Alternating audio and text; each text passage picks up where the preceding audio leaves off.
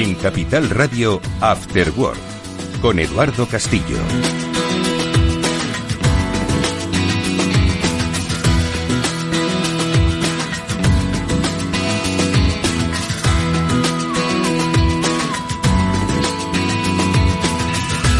¿Qué tal, amigos? Buenas tardes, bienvenidos al Cyber After Work, el programa de ciberseguridad de Capital Radio, que hoy se acerca nuevamente a uno de los grandes temas de nuestro tiempo, que quizás mucha gente no vincularía al tema de la ciberseguridad, pero que tiene muchísimo que ver, y es el relativo no solo al de la desinformación, al del caos informativo. Lo decimos porque al final la información, si fluye a una velocidad, o la desinformación, si fluye a una velocidad vertiginosa, más rápida que la propia verdad, es porque se mueve en mundos digitales que son controlados por personas, agentes interesados y expertos de ese mundo digital en crear la confusión a través de lo que conocen perfectamente, cómo funciona la psicología humana y, por supuesto, su relación con el mundo digital y las tecnologías. Y por eso hoy, como digo, vamos a hablar gran parte de esas ciberamenazas que vienen en forma de la confusión en momentos extraordinarios, como por ejemplo en los que se están viviendo en nuestro país a propósito de la tragedia que se está viviendo en Valencia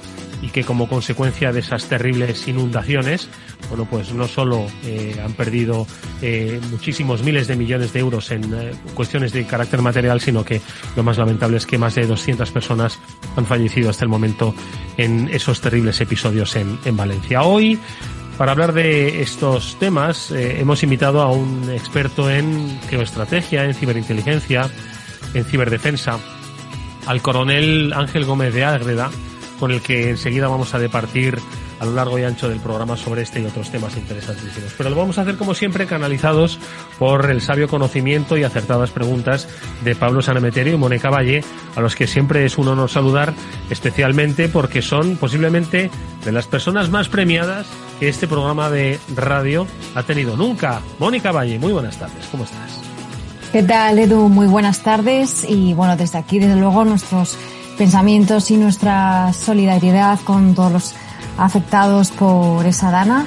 Y por eso, como decías, pues sí que es verdad que hoy queríamos dedicar estos minutos de radio hablando de ciberseguridad en otros términos, ¿no? En términos de esa información que estamos recibiendo y que estamos absorbiendo a marchas forzadas durante estos días, ¿no? Necesitamos tener esa información, saber qué está pasando, saber cómo podemos ayudar.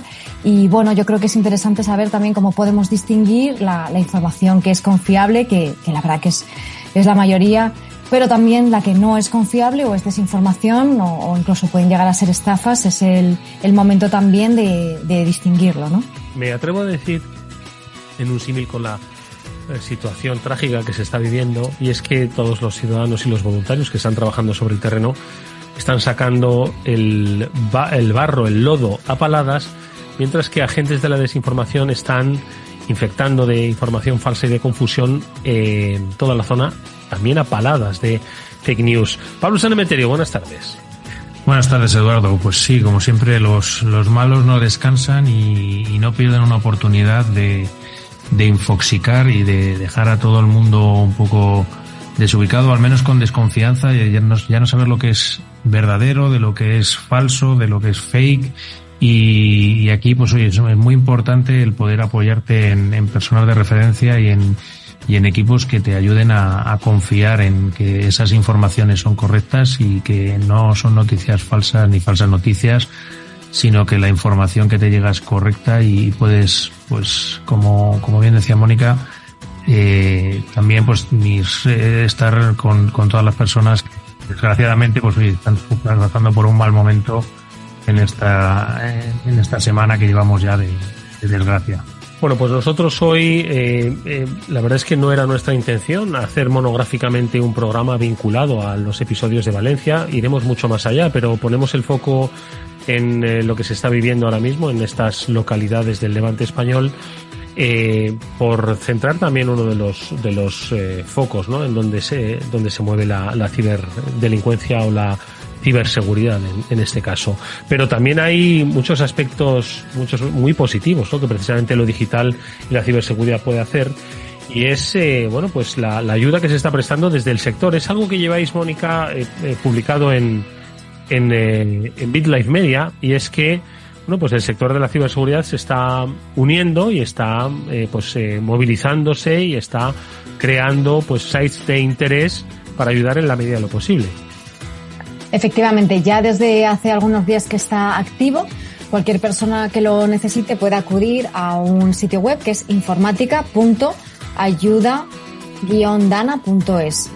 Lo busca en Google, también se encuentra fácilmente. Y esto es un proyecto solidario que está impulsado por muchas organizaciones, y el objetivo es que las personas y los negocios que se han visto afectados por la DANA y que se han visto afectados, pues como hemos dicho, muchos términos, y uno de ellos pues son también los datos informáticos y los equipos informáticos y los datos almacenados en ellos. Entonces, cualquier persona que haya visto cómo su dispositivo móvil, su equipo informático, su ordenador ha sido afectado y ha perdido los datos, pues puede acudir a esta asociación de profesionales en la que hay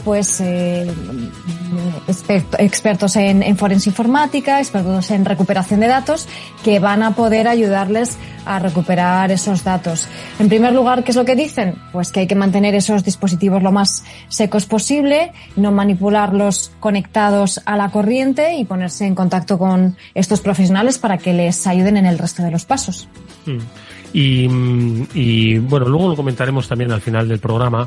También hay otro tipo de iniciativas. Pablo, si nos das una breve pincelada que luego daremos en más detalles, porque claro, uno se pregunta, muchos nos preguntamos, ¿no?, desde nuestras habilidades, ¿no?, y nuestras ocupaciones, ¿qué podemos hacer? ¿Cómo podemos ayudar?, ¿no? Quizás muchas personas no encontramos la respuesta adecuada sobre qué más se puede hacer, ¿no? Aparte, por supuesto, de ofrecer todo tipo de ayuda económica o material, aunque el Estado es, por supuesto, el primero que debe atender esas ayudas económicas y materiales. Pero bueno, eso es otro debate y otro programa.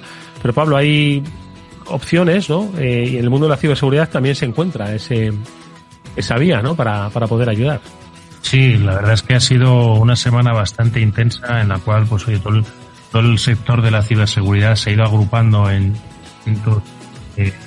chats o grupos de Telegram en los que rápidamente cada uno con lo que mejor sabe o con su pericia intenta echar una mano e intenta ayudar. Esta iniciativa que comentaba Mónica es una de las primeras que ha nacido, en la cual, oye, pues, profesionales expertos en la recuperación de datos, en la recuperación de dispositivos móviles, dispositivos donde están almacenados los datos, discos duros, etcétera, que en muchos casos pueden estar bajo el agua, pues hay organizaciones, hay empresas que son capaces de recuperarlo y devolver a la vida a una empresa, porque al final los datos de una empresa es casi su sangre y lo que necesitan en el día a día para funcionar. También pues ha habido otras iniciativas en las cuales pues se está preparando ya, igual que hubo en su momento un congreso solidario para recaudar fondos en caso de la pandemia, pues se está organizando también otro evento solidario en el cual pues los principales referentes del sector de la ciberseguridad se están coordinando para hacer un evento gratuito de recaudación de fondos este próximo fin de semana, el día 9 y el día 10 de noviembre. Y otros aspectos que también contribuyen a mejorar la información, ¿no? Si hoy nos vamos a centrar, entre otras cosas, en la desinformación, otro de los aspectos que contribuyen a mejorar la información son precisamente los dispositivos que nos acompañan a todos lados y que muchos hemos descubierto que teníamos notificaciones para prevenirnos de alertas cuando se dan de cualquier tipo, especialmente las meteorológicas. Mónica, es una información que se ha compartido a través de redes sociales. También llamáis la atención de ellas a través de BitLife Media.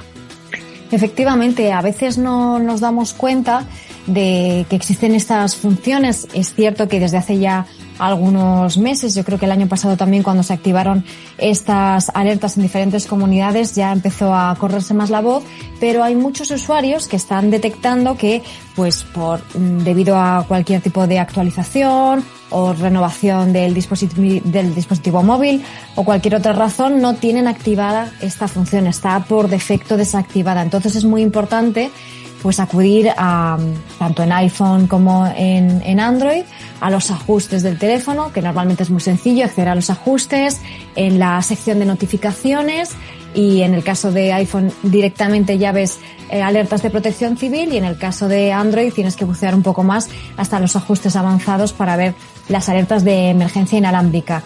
¿Por qué es importante mantener activado esta alerta?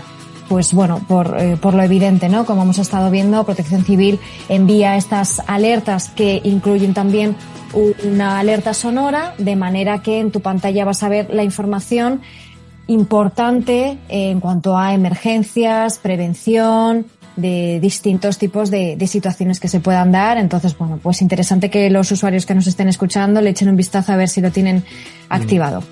Ahora lo vamos a comentar con nuestro invitado, pero Pablo, en el móvil tenemos posible alerta, ¿no?, que nos pueda evitar problemas, pero al mismo tiempo es ahí donde nos llegan más rápidamente los mensajes, que son los que generan más confusión. Es una herramienta de doble filo este dispositivo móvil que nos acompaña, Pero al final, cuántas personas me gustaría conocer, porque yo creo que las puedo contar con los dedos de las manos, se dejan el teléfono en casa y no vuelven a por él. Yo creo que todos prácticamente a día de hoy volvemos a por el teléfono porque prácticamente no podemos vivir sin él. Y estas ayudas sonoras o estas alertas sonoras, aunque a veces nos puedan dar un susto, nos puedan pillar un poco desprevenidos, creo que son muy importantes el poder verlas, el poder leerlas y poder ser consciente de las alertas para no ser víctima de desastres naturales. Bueno, pues si algo está demostrando este episodio, como muchos otros que hemos vivido en los últimos años, que parece que se nos ha olvidado, ¿no? Pero la pandemia por COVID, las incertidumbres geoestratégicas, el futuro de los países, son situaciones extraordinarias que ponen a los ciudadanos pues indefensos, ¿no?, ante lo que va a pasar mañana, y precisamente ese es el caldo de cultivo en el que se mueven muchas de las ciberamenazas, ¿no?, y que gente trata de sacar provecho, que si bien es camuflado de un provecho político e ideológico, siempre subyace ese provecho económico que es el objetivo final de la ciberdelincuencia. Bueno, pues de eso y de muchas otras cosas vamos a hablar ya en nuestra tertulia con nuestro invitado, con Ángel Gómez de Ágreda. Enseguida le saludamos.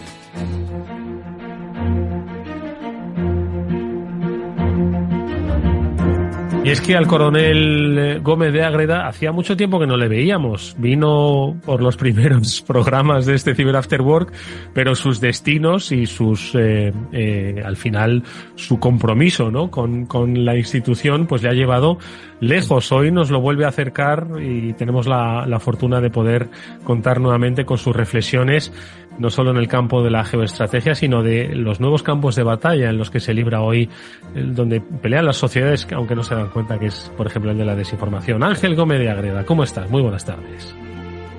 Pero no te escuchamos, vamos a ver si te conectamos el micrófono. Ya estoy, perdón. Sí.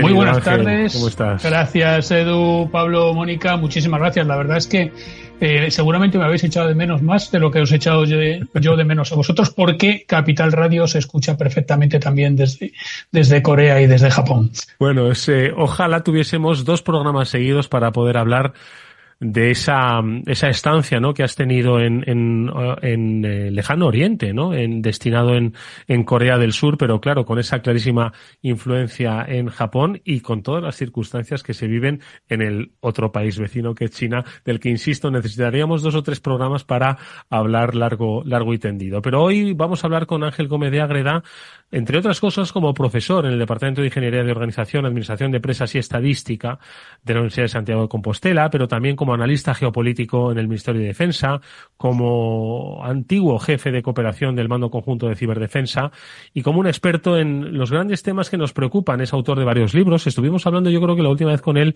a propósito de ese mundo Orwell fascinante, en el que planteó, yo creo que muchos de los aspectos que quizás hoy los estamos viviendo en primera persona. Ángel, ¿cómo está el mundo hoy? Desgraciadamente es bastante parecido a lo que planteaba en Mundo Orwell, y vamos avanzando cada vez más hacia allí. De hecho, mucha gente me está comentando la actualidad que tiene todavía el libro después de casi 6 años de haberlo escrito. Estamos avanzando hacia un mundo de más vigilancia, hacia un mundo de más control, hacia un mundo más tecnológico, pero en el cual, más que adaptar las máquinas a las personas, muchas veces lo que estamos haciendo es adaptar a las personas a las máquinas. Una reflexión, yo creo que interesantísima, ¿no? Y que dice mucho, ¿no?, de los temas que hemos comentado al inicio del programa y de los que nos toca por vivir. Mónica. Sí, desde luego, Ángel, un placer tenerte aquí de nuevo, doblemente en España y en el programa. Y desde luego decías, ¿no? La tecnología o las máquinas están invadiendo nuestra vida y eso pues me lleva, aunque luego hablaremos de otros temas, de la inteligencia artificial, ¿no? Y contigo tenemos que hablar, por supuesto, de esa irrupción de inteligencia artificial que realmente está todavía en unos inicios, ¿no? Sobre todo la IA generativa, que parece que va a cambiarnos la vida. ¿Qué opinas así a bote pronto de cómo va a cambiarnos o influirnos o no? Tiene todo el potencial de cambiarnos, efectivamente, eso. Sobre todo la generativa, ¿no? Es la que a lo mejor se parece o se quiere parecerse más a nuestra vida social y a nuestra vida como humanos. El cómo nos la cambie dependerá de lo que nosotros decidamos y de cómo la utilicemos. Es un poco lo que pasa con todas las herramientas y muy específicamente con toda la inteligencia artificial eso que llaman la inteligencia artificial. La diferencia de matiz yo creo que se producirá en función de para qué lo utilicemos. Si utilizamos la IA y especialmente la generativa para sustituir el esfuerzo que estábamos haciendo para llegar hasta un fin, nos acabará perjudicando, acabaremos perdiendo pues las capacidades que teníamos como humanos y acabaremos delegándola en las máquinas. Si utilizamos la IA generativa para evitarnos el esfuerzo inicial y añadir nosotros el mismo esfuerzo que estábamos aportando antes, nos permitirá llegar muchísimo más lejos. Es decir, si la utilizamos como una pértiga, como un apoyo, nos va a ayudar muchísimo. Si la utilizamos para sustituir nuestras capacidades, nos va a dejar atrás, no porque la inteligencia artificial se vuelva más lista, sino porque nosotros nos volveremos cada vez más zopencos. ¿Y crees que precisamente aquí que estáis hablando de inteligencia artificial, el desarrollo de esta inteligencia artificial generativa y cómo maneja múltiples idiomas y puede preparar textos en múltiples idiomas está siendo una palanca o esa pértiga que igual muchos atacantes están utilizando para llegar a más público?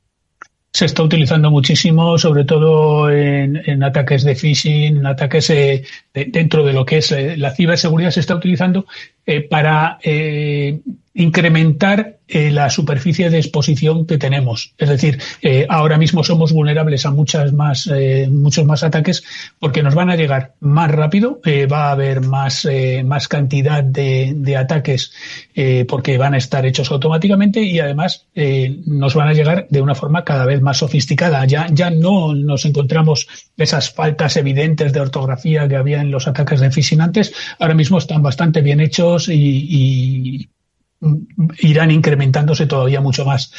Estamos en el mismo caso que con los deepfakes, ¿no? Con los vídeos especialmente. Tenemos la capacidad ahora mismo de regular la forma en la que se fabrican, se generan estos deepfakes, añadirles una marca de agua, que es una de las ideas que tienen en general, para evitar que se conviertan en nuestro enemigo en lugar de un apoyo.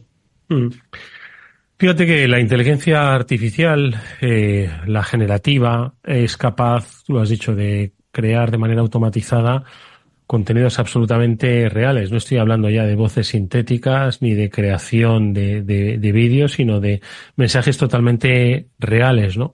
Que esto sumado a los escenarios, los que hablábamos al principio, ¿no? Escenarios de flujos masivos de información que circulan sin control.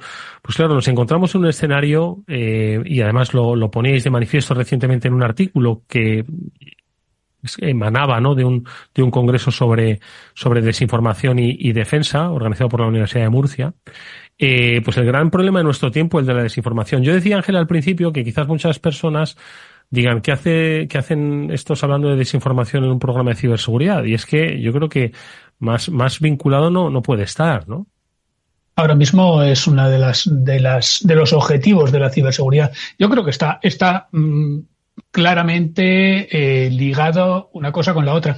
Al final de lo que se trata y lo que lo vincula es de los datos. La ciberseguridad se está utilizando o los hackeos se están utilizando muchas veces para obtener datos que hagan más fácil entrenar a una inteligencia artificial normalmente de tipo generativo, para hacer ataques sobre la capa que realmente nos interesa, que es la capa humana, sobre el entorno cognitivo en el que nos movemos. No se trata ya de extorsiones, no se trata de fraudes, se trata de cambiarnos la forma de pensar, se trata de envolvernos en una burbuja que nos impida, por un lado, tener seguridad y, por otro lado, tener libertad.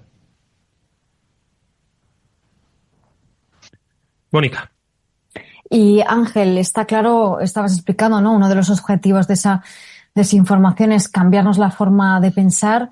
¿Y por qué se realiza precisamente en situaciones como esta, ¿no? En una emergencia como la de la Dana, pero ha ocurrido en otras ocasiones, precisamente por pescar en un río revuelto, cuando estamos a lo mejor en una posición más vulnerable? ¿Cuál es el motivo? Sí, simplemente que es más fácil, efectivamente, cuando estás agobiado con temas vitales, es más fácil que descuides tu seguridad, la seguridad de tus datos o tu seguridad en otros aspectos, ¿no? Entonces, desgraciadamente lo vimos ya en la pandemia, por ejemplo, como uno de los principales objetivos que se hackeó en aquel momento fueron los hospitales. Los hospitales estaban agobiados, estaban desbordados totalmente y lo que se pretendió en aquel momento fue, por un lado, generar unos ataques de ransomware que forzasen el pago de un rescate cuando ese hospital era más crítico que nunca y, por otro lado, obtener grandísimas bases de datos que tienen los hospitales sobre todos sus pacientes. Eso lo he visto también muy a menudo en Corea y en Japón. Yo estaba encargado de los dos países, aunque vivía en Corea, y allí tienen el sistema este que estabais hablando ahora mismo de las alertas por teléfono. Allí tienen el K-Alert en el caso de Corea, el J-Alert en el caso de Japón.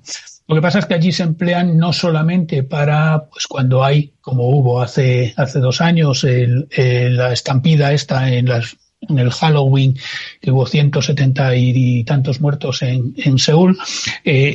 No solamente se emplea para eso, se emplea también para riadas, se emplea para avisos meteorológicos y se emplea también para los lanzamientos de misiles desde Corea del Norte, por ejemplo.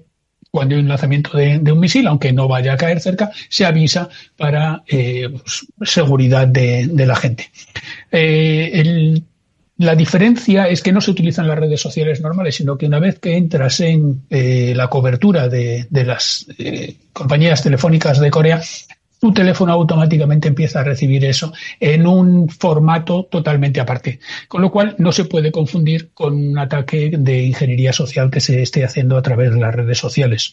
Pero cuando tenemos estos casos, el caso que hablo de la estampida de Halloween, por ejemplo, se efectuaron muchísimos ataques de phishing, de smishing, intentando conseguir donaciones en cuentas que no correspondían, intentando que dieras tus datos, generando caos, generando pánico.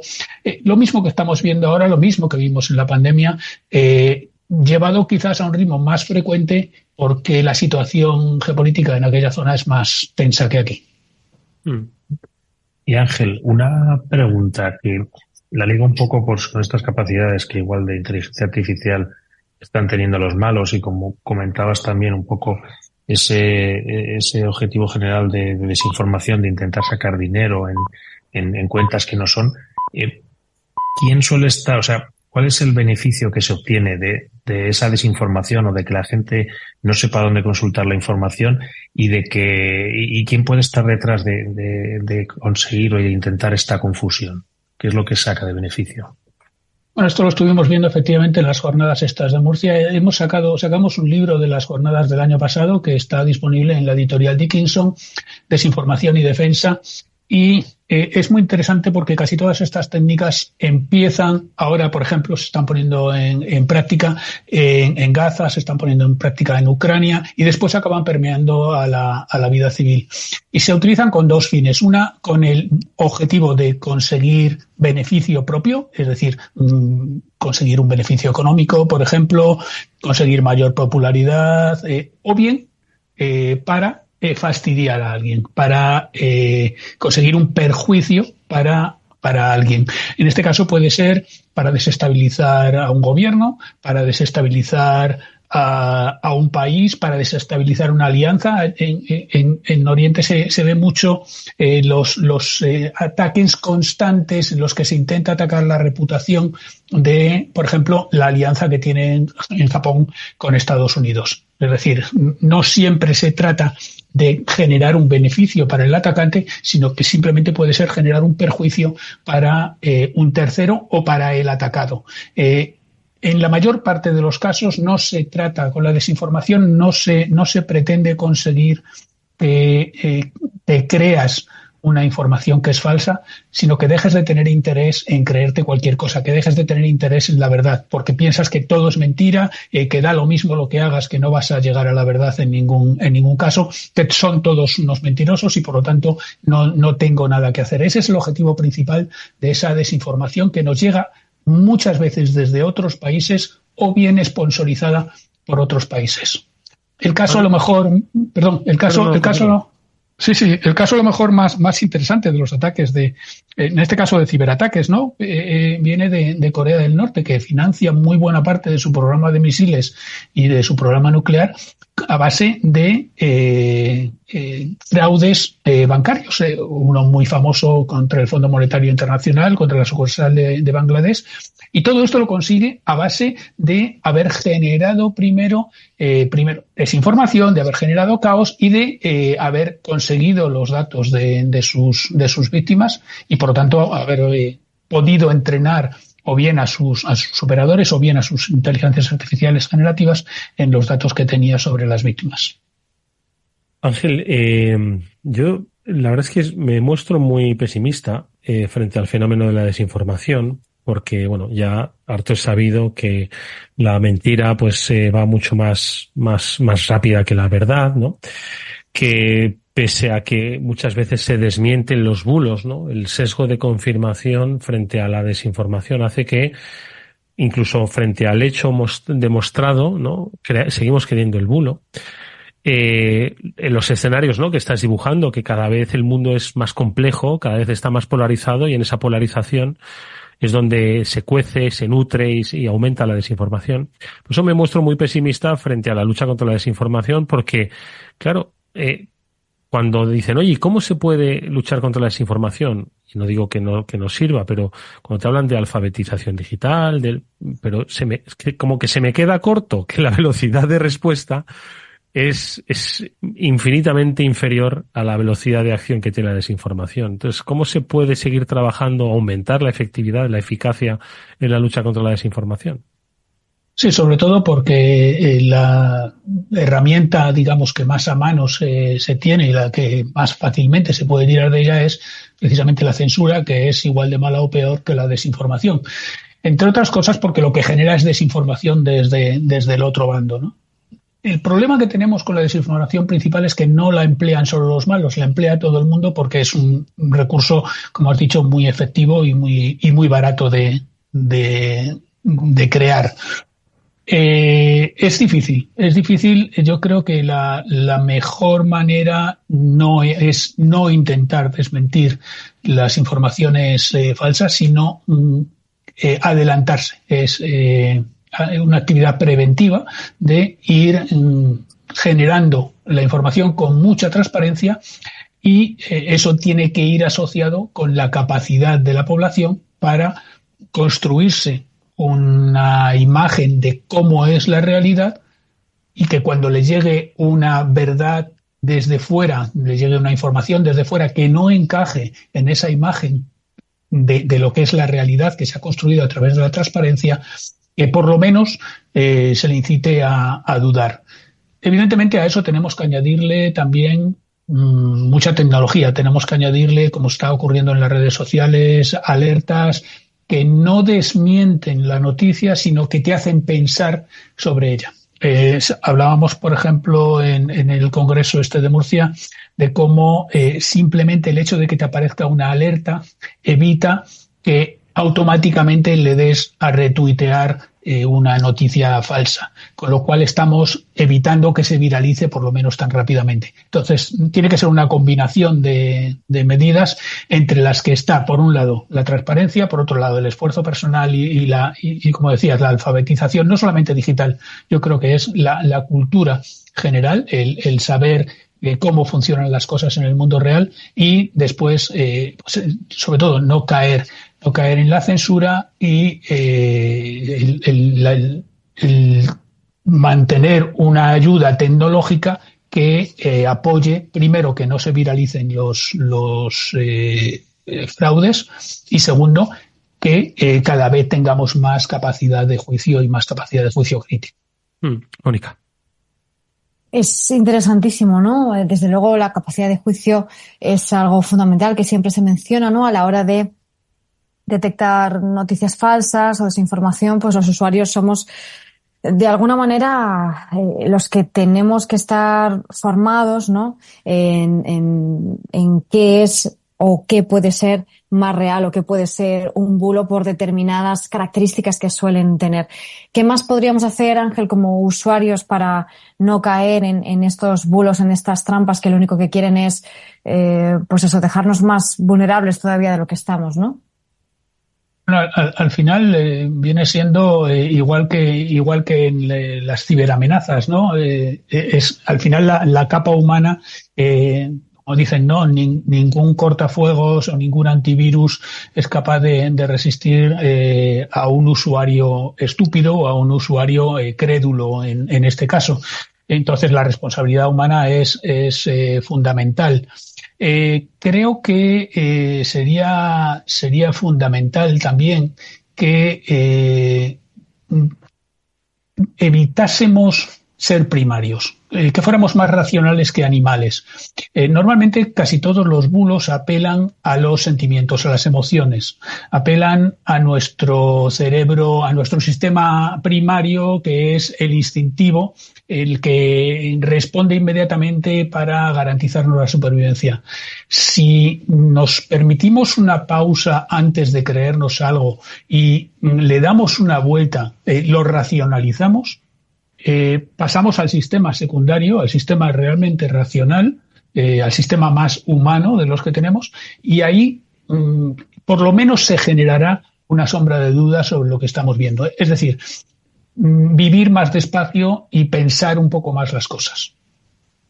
Pablo, qué importante eso que estás comentando, Ángel, de pensar rápido, pensar despacio, de los dos sistemas del cerebro y de cómo tenemos que ir un poco más pausados para defendernos. Pero yo quería preguntarte, ya que estábamos hablando siempre un poco de estos ataques de desinformación y demás, sobre todo los que, pues igual puede que estén detrás grupos organizados y demás, ¿quiénes crees que son un poco los mejores en esta parte de desinformación? ¿Y por qué? O sea, ¿qué es lo que les convierte un poco más en diferenciales y en mejores a la hora de desinformarnos? Para tratar de tener esas técnicas de defensa luego, de intentar de identificarlo. Pues yo es que creo que la conformación del relato, es decir, la emisión de la información inicialmente también puede encerrar desinformación. Entonces, aquellos que tienen más acceso a los canales de comunicación, evidentemente, son los que más posibilidades tienen para desinformarnos. Y no solamente en medios digitales, en radio, en televisión, cualquier otro medio, aquellos que nos conocen mejor, es decir, que son más afines culturalmente a nosotros, y aquellos que tienen más acceso a los medios que utilizamos normalmente, lógicamente son los que tienen más posibilidades de éxito a la hora de desinformarnos o de informarnos de forma interesada, que la desinformación no es engañarnos, sino informarnos de forma interesada. Dicho lo cual, los que ahora mismo lo están utilizando de una forma más hábil o más frecuente o más contra el sistema, precisamente son aquellos que quieren romper la unidad tanto de países como de organizaciones o de asociaciones, alianzas, en este caso. Estamos viendo, se están viendo muchísimos ataques de desinformación desde Rusia. China lo que hace más que desinformar es construir proactivamente ese relato. y estamos viendo algunas que vienen también desde Oriente Medio, siempre con el objetivo más de destruir que de construir. Es decir, en ningún caso un actor hostil y ajeno a tu cultura va a intentar que te creas lo que te está diciendo, simplemente va a intentar que dejes de creer en nada. Ángel, pregunta compleja, que no difícil, compleja. Tú eres un amante y experto de la historia. A quienes nos gusta la historia, siempre veíamos pues los tramos de la civilización que había sufrido grandes transformaciones, los veíamos de siglos en siglos, no de año en año, ¿no? Nosotros ahora mismo nos toca vivir o escribir una historia que quizás comienza a cambiar en 2001 con ese ataque a las Torres Gemelas, que continúa tal vez con ese crash financiero que se produjo a finales de la primera década del año 2000, y luego de un coronavirus, ¿no?, que yo creo que cambió al mundo. No sé, se me antoja, no sé si es que lo estoy viendo con ojos del protagonista del día a día, pero también me da la sensación de que coinciden muchos episodios muy extraordinarios en nuestro tiempo, que no sé si son los que están dibujando ese caldo de cultivo en el que hoy pues nos encontramos frente a esos desafíos a los que estás haciendo referencia. Si los países son protagonistas, no es que esté hablando de los grandes poderes mundiales, ¿no?, que están cambiando, pero tengo la sensación de que están pasando tantas cosas en tan poco tiempo, mucho cisne negro continuado. No sé si es una perspectiva equivocada, se puede plantear. ¿Cómo lo ves tú? Sí, estoy de acuerdo, pero eso, más que implicar que están ocurriendo muchas cosas que estadísticamente pues pasarán más o menos las mismas que siempre, implica que hay una respuesta peor, que hay una debilidad en el sistema, que hay un sistema que no está ya adaptado correctamente a las circunstancias geopolíticas.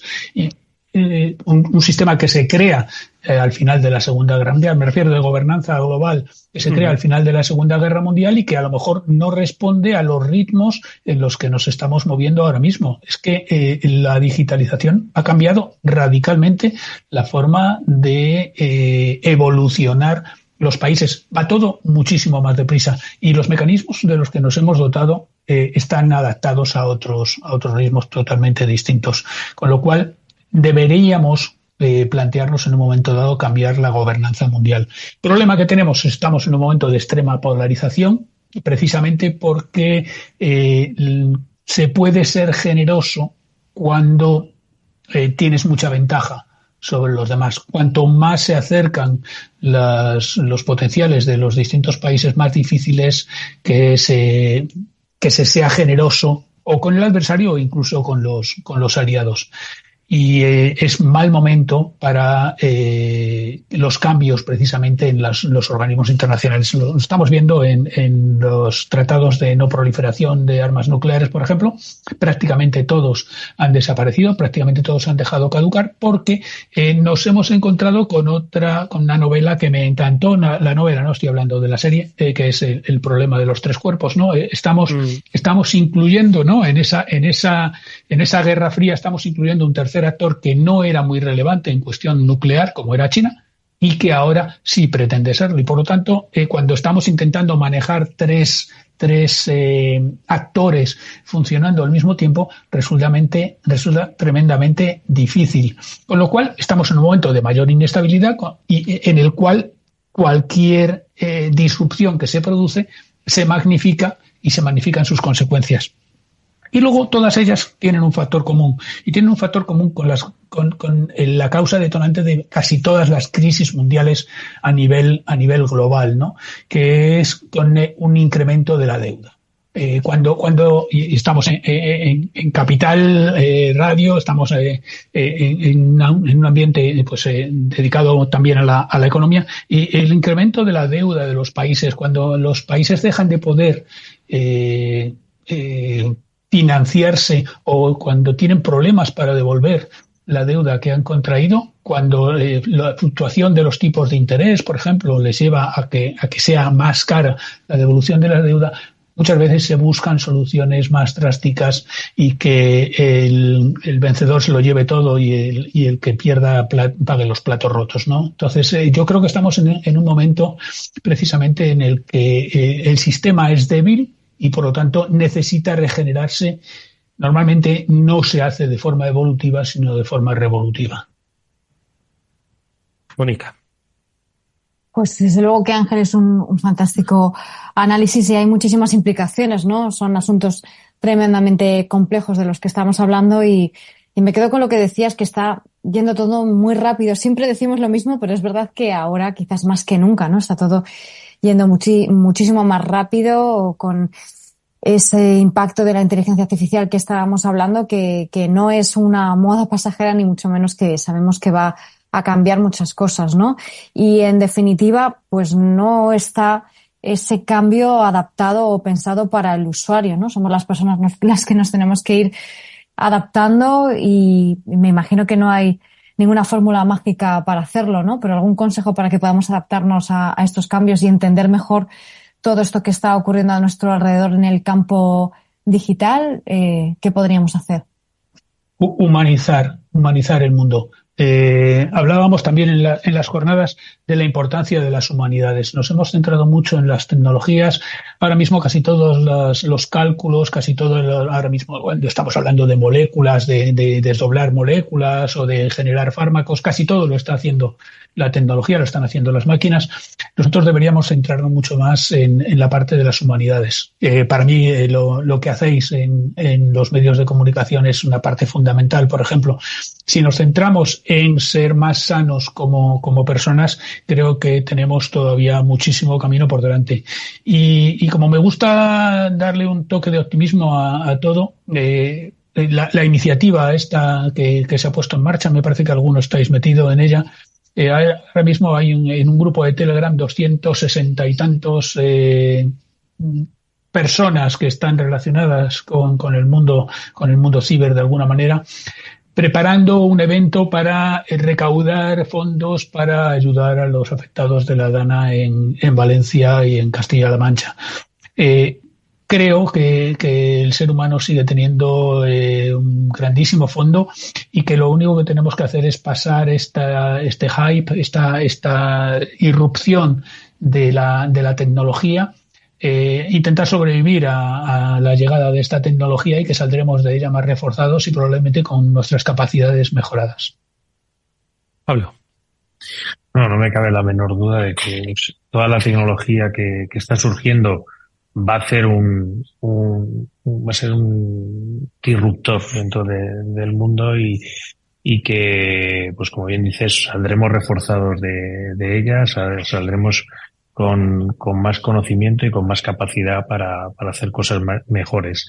Y como bien dices, pues en ese grupo 267 profesionales del sector de la ciberseguridad que están, pues cada uno poniendo su granito de arena para intentar tener este evento benéfico y poder ayudar a las víctimas. Te iba a preguntar, quizás dando un cambio, quizás focalizándolo, porque mañana es un día importante dentro del mundo geopolítico y con esta parte de fake news y precisamente o de desinformación en que vivimos, ¿cómo crees que se está afrontando, sobre todo desde Estados Unidos, todo el tema de las elecciones, injerencias, etcétera? ¿Y qué medidas de defensa crees que están poniendo para evitar precisamente todos estos temas de desinformación? Bueno, este es un ejemplo de lo que comentaba antes. En el 2016 fue la primera vez que se detectó a gran escala este tipo de desinformación. En 2024 ya son las terceras elecciones en las que se está dando este fenómeno. Las estructuras están mucho más preparadas y la población, sobre todo, también está mucho más preparada.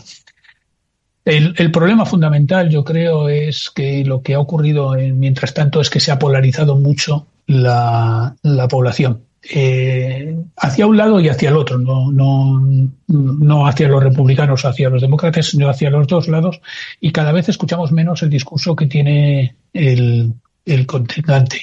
Entonces, lo que estamos consiguiendo es que la desinformación no cale en el otro bando simplemente porque no le llega esa información. Nos hemos encerrado en burbujas absolutamente independientes y lo podemos ver en la prensa también en España, en los medios de comunicación en España en muchos casos, como cogiendo medios distintos acabamos visualizando países, acabamos o situaciones absolutamente contrarias la versión de una a la versión de otra.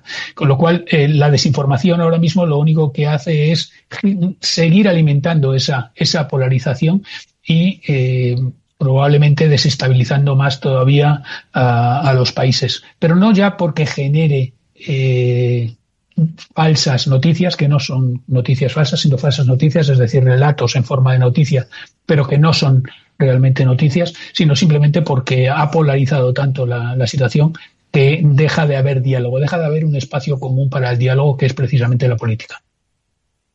Pues yo creo, Mónica, a modo de resumen, escuchar a Ángel Gómez de Ágreda es un lujo, y hoy hemos tenido la fortuna de que haya querido dedicar ese tiempo que le escasea, lo sabemos, para los oyentes de este Cyber After Work. Son muchas las cosas que ha dicho. Yo me quedo con dos. Bueno, me quedo con una. El sistema no está adaptado a los tiempos que vivimos, ¿no? Hay que hacer un cambio en la gobernanza mundial. Hay que adaptarlo a los nuevos tiempos, efectivamente. Hay leyes que todavía rigen, que son del principios del siglo XX y están presentes en nuestro tiempo, y una forma de entender la sociedad, las relaciones entre las personas, que sigue siendo de mediados del siglo XX, ¿no? Y las cosas han cambiado. Estamos encarando la tercera década, ¿no?, del siglo XXI. Yo creo que es buen momento para esa reflexión. Y luego la reflexión desde que hace falta que vuelvan las humanidades, ¿no? Ni mucho menos que abandonemos la tecnología, pero que sí que vuelvan las humanidades. Mónica, te dejo para la reflexión final de Ángel.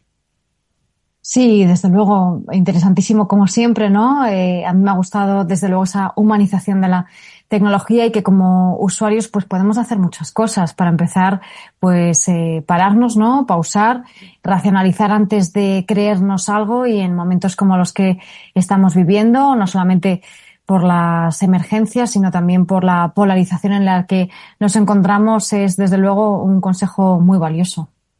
Pues Ángel, no podemos preguntarte más. Primero, porque no tenemos tiempo. Segundo, porque nos has dicho muchas cosas. Pues no va a quedar más remedio que emplazarnos para otra ocasión en cuanto queráis y podáis, porque yo con vosotros me siento como en casa, tremendamente a gusto. Muchísimas gracias. Gracias, Ángel. Muchísimas gracias de verdad, y esperamos verte muy pronto. Bienvenido a casa. Capital Radio siempre la vas a tener abierta, por supuesto. Pues un abrazo a todos, y un abrazo a todos los afectados también por la DANA. Ahí queda dicho. Gracias, hasta pronto, Ángel.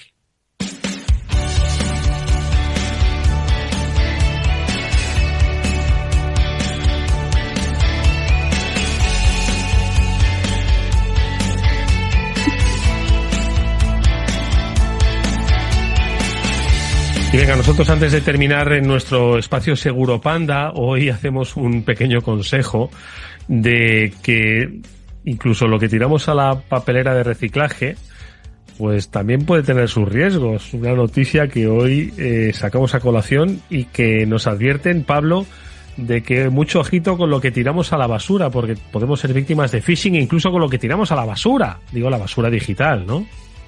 Con la basura digital o la basura normal. Siempre se ha hablado de que uno de los grandes sitios, uno de los grandes lugares donde puedes ir a buscar información de las personas, y esto lo saben desde hace mucho tiempo los servicios de inteligencia, es en la basura, porque lo hemos visto en infinidad de películas. La basura dice mucho de las personas, desafortunadamente muchas veces no tenemos control o no nos preocupamos de borrar adecuadamente o de eliminar adecuadamente todos esos datos de carácter personal nuestros y que puedan ser utilizados en nuestra contra. Simplemente una factura de la luz, una factura del teléfono impresa en papel y que acabe en malas manos ya da mucha información.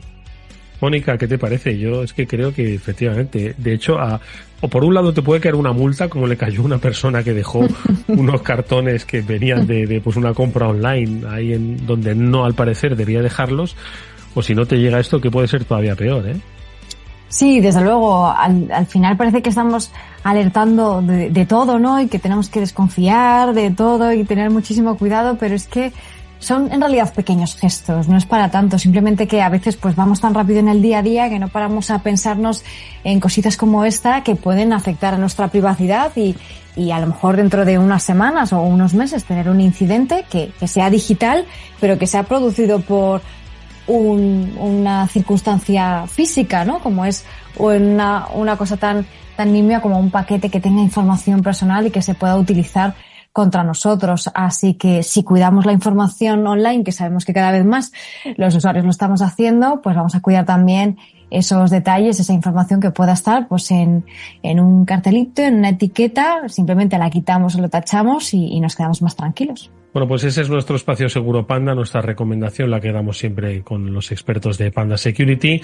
Y un minuto nos queda para felicitar a Mónica. ¿Por qué? Porque ha sido reconocida por la Asociación Leonesa de Empresas de Tecnologías de la Información y las Comunicaciones, pues como uno de los referentes en comunicación, y es un orgullo para nosotros que todas las semanas nos acompañe. Mónica, nuestro reconocimiento, aunque vamos, te mereces todos los premios, pero uno más a este elenco que lo que hace es confirmar tu buen hacer, el que hacéis en BitLife Media y el que haces tú de manera profesional desde hace ya muchos años. Mónica, enhorabuena. Bueno, muchísimas gracias. También es para vosotros porque es un reconocimiento a la divulgación y sin vosotros no sería posible en las ondas y en otros muchos lugares y por supuesto al equipo de BitLife Media. Para mí ya sabéis que es un placer y que me encanta esto y bueno, pues agradecer a LETIC, que es la Asociación Leonesa de Empresas TIC y que además organizaron una gala, todo hay que decirlo, espectacular en León. Es que es el programa con gente más premiada que hay en la radio española. Mónica, Pablo, nos vamos. Gracias, amigos. Gracias a ti, Eduardo. Sobre todo premiados tú. Adiós. Efectivamente. Chao.